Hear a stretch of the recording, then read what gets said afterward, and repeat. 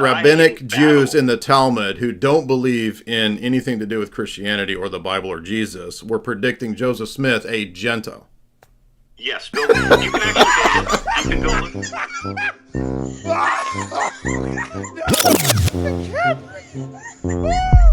Everybody look this up.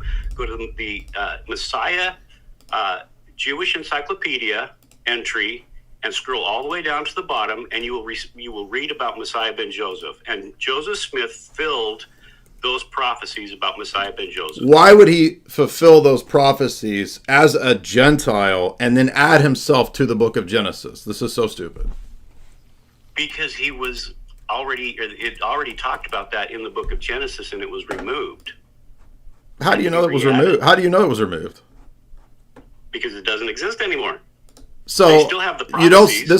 You don't see this how dumb this circle is? So we only know that it's removed because he says it's removed, so he adds it, and that's the proof that he's the prophet. That's a circle. Because we have the evidence in the Jewish Encyclopedia. What does that have to do with Joseph Smith? There's no Talmudic Jew that would accept a Gentile Messiah ben Joseph. That's crazy. Because we are not just Gentiles. We are of the tribes of Israel. No, you're not. That's all made up. Tribes of Israel. There's no evidence that you are not the tribe. No, you're not. How are you that when you are you? What's your lineage? You're Jewish now? I am of the tribe of Ephraim. Bruh. No. Mormons think that you're of these tribes, but you're like the Black Hebrew Israelites who claim that you're that when you're nothing to do with that. So we have the evidence that... you have no evidence. What's your evidence? We have the evidence that confirms itself. What? You have the evidence that confirms itself. So that's a circle.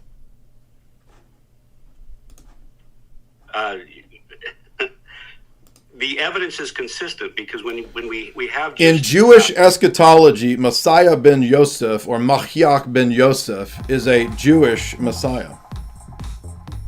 Not necessarily. No, that's the rabbinic tradition. It's the rabbinic tradition, but it doesn't. Which has nothing to do with you. You're not Jewish or rabbinic. You have nothing to do with that. You have no connection to that. Doesn't mean that everything that they interpret has to be interpreted that way. So again, this is why the religion is fraudulent, because you remove the context. You remove the context and make it about something that is nowhere in their mind. That's why it's fraudulent. It's also fraudulent They did not interpret the Messiah ben David properly in the very beginning anyway. That's why they missed their Messiah. Oh, so that would discount your usage of their prophecy to begin with. So if Messiah ben David is a false usage, you can't use Messiah ben Joseph to prove you, dummy. You just undercut yourself. Yes, I can. Because that's a double standard. You just refuted yourself. Jay, we know better. We know better. You literally just said that because you said that the Jews were wrong about Messiah ben David, and they misinterpreted. Shut up! These are not trustworthy because their interpretation of Messiah ben David is wrong. Oh, but I'm going to use Messiah ben Joseph out of context because that one's right, but it's not what they thought. This is so crazy. This is the exact same thing as the Mohammedans saying that the Old Testament is predicting Muhammad. But wait a minute, that's all corrupted. No, but the Muhammad tells me that it was predicting Muhammad. Who do you think started teaching the Trinity? Who do I think started teaching the Trinity? Constantine, the Gnostics. That's where Homoousius comes from. Wait, Constantine the Gnostics. Constantine is an emperor. He has nothing to do with Gnostics. Right, but it came from Greek philosophy. Huh? So you said Constantine. When you follow the history of Homoousius, it comes through Gnosticism. Right, that's a genetic fallacy. It's a genetic fallacy. The fact that somebody uses a term does not equate to the meaning of that system using that term. Sure, but when you look at the idea within Christianity, Homoousius was condemned and anathematized in the 260s to condemn Paul of Samosata. Yeah, but the term is not the problem. It's the meaning of the term, so it really doesn't matter. But well, it's the term and the meaning of the term. No, it's not. There's nothing wrong. The meaning doesn't change. Of course it does. This is the word concept fallacy. And by the way, How could the Trinity come there when Tertullian has a gigantic book and about 180 on the Trinity? Uh, yeah, Tertullian did not teach the Trinity. I do a 10-hour, almost nearly a 20-hour series on my channel on YouTube, debunking the idea that Tertullian taught the Trinity. He taught that the Son was formed when God said, "Let there be light." He was given his own form, his own voice, his own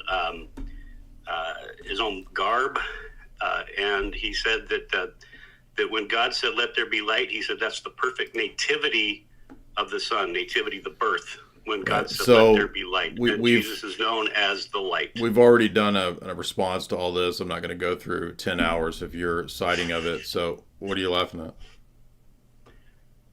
So what? Are you laughing? I didn't laugh. Okay. I thought you were laughing. So we've done a response to this that was about a 2-hour talk on Inspiring Philosophy's channel, which deals with this Muslim line of argumentation that these early church fathers. Now, if you're saying that the Trinity was from Constantine and the Gnostics, and I'm saying that, well, the doctrine of the Holy Trinity is the very first thing mentioned in against Praxeas. Even if you take issue with some of the formulations of the way that he talks about the Son, he does not say the Son is a creature. So he's still teaching, quote, the doctrine of the Trinity. That's the very beginning of the treatise. So it's not from Constantine. Right. So it's not from Constantine. So actually the Tertullian actually teaches it very similar to the way we do. No, he doesn't. In the sense that Joseph Smith taught that intelligences are not created. We are uncreated. And Tertullian taught that... well, hold on. We're uncreated? How many gods are there? Intelligences are not gods. If they're uncreated, they're gods. No, matter is uncreated. It does not mean that matter is a god. So that's right. That's Aristotle's doctrine. If matter is uncreated, how is it not divine? Justin Martyr taught that matter was not created. No, he doesn't teach that. No, he does not. He teaches creation. No, he doesn't. He teaches creation ex nihilo. He does not teach ex nihilo. Yes, he does. And you're citing a section where he taught. Most of the time when people argue this, I don't know if you're arguing this, but most of the time they're citing a section where he's telling you what the Gnostic doctrines are. He does believe in creation. No, he does not teach Gnostic doctrines in First Apology. No, did you hear what I said? When Mormons and other people try to prove from Irenaeus that he does not teach ex nihilo, they cite a section where he's describing Gnostic teachings denying ex nihilo. You can't understand what I'm saying? I did not say Irenaeus. I said Justin Martyr. Okay, I'm talking about Irenaeus. So my mistake. I'm talking about Justin Martyr. Justin Martyr taught ex materia. Well, even if he did, it doesn't mean that it's true. But what? It shows that the earlier we go, we see LDS doctrines. No, we don't. Orthodox. No, we doctrines. don't. Because he does not. He does not teach Mormon doctrine. You can watch the response that Sam Shamoon did after we did our response to the Muslims raising the same question. They're not teaching your doctrine. And by the way, it wouldn't matter even if one church father made that mistake, because we don't follow one single church father. The New Testament doesn't teach that there's prima materia or that there's eternal matter. The book of Maccabees teaches that God created everything out of nothing. Yeah, well, we don't follow the book of Maccabees. Yeah, but see, well, how do you know what the canon is? How do you know what the scriptures are? Because we have living apostles who tell us what they are. So how do you know they're living apostles? Because they have the authority. Okay, where did they get that? What's the criteria? Peter, James, and John. Where did they get that authority? What's the criteria? The criteria is to be given it to you from those who hold that authority. So every cult claims that they have authority. James and John came to Joseph Smith and gave him and... How do you know? Now, hold on. How do you know that Peter, James, and John came to Joseph Smith and he's not just a fraud? Because we have witnesses and evidence that show that he was a prophet. The Book of Mormon. So the Book of Mormon proves is true. So the Book of Mormon proves that builds on itself. So his own claims to be a prophet is what proves he's a prophet. I'm sorry? His own claims to be a prophet is what proves he's a prophet, according to you? Not just his own claims, the claims of other witnesses that were there. Okay, so any cult, if they have people claiming to be witnesses, that means that it's true? How do you know that they're not lying? Because the consistency within history.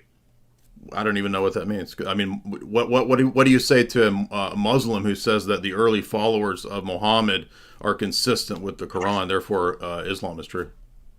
Well, I'm talking about the early Christian history after the apostles died. No, it's the argument is a fallacious argument, is what I'm trying to explain. So what I'm saying is that everything is evidence for the prophet, because we have consistent evidence through That's history, a circle. through the Bible. That's a circle. No, it's not. Well, the Bible doesn't teach your view. In fact, in the Joseph Smith translation, he added himself to the last chapter of Genesis, correct? When you look at the Jews actually believed in a Messiah ben Joseph that was supposed to descend from. No. That's not what I said. Yeah. No, that's a rabbinic Talmudic tradition that has nothing to do with the Bible. That's nowhere in the Bible. Joseph Smith added that rabbinic tradition back into the Bible. Exactly. So he's a fraud. So he retroactively added himself to the Bible. He Exactly. So he's a fraud. Exactly. Messiah ben Joseph. So he adds himself to the text. So your argument was that he's a true prophet because he's predicted, and you're admitting that he added himself to the text. That's a fraud. He was predicted by the rabbinic text. How in anybody's mind would you think that Messiah ben Joseph from the Talmud has anything to do with Joseph Smith? Is Joseph Smith Jewish? No. In fact, it says that he's not supposed to be Jewish. It says that he comes from the tribe. How would the Jews accept Messiah ben Joseph if he's a Gentile?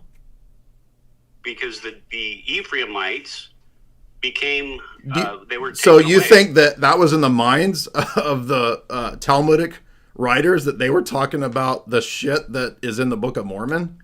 This made up nonsense about Ephraimites? Joseph is supposed to precede the Messiah ben David's second coming. He's supposed to be a restorer. He's supposed to restore the temple. He's supposed to. And you think that the rabbinic Jews in the Talmud who don't believe in anything to do with Christianity or the Bible or Jesus were predicting Joseph Smith a Gentile? Yes, Bill. You can actually go look. You can go look.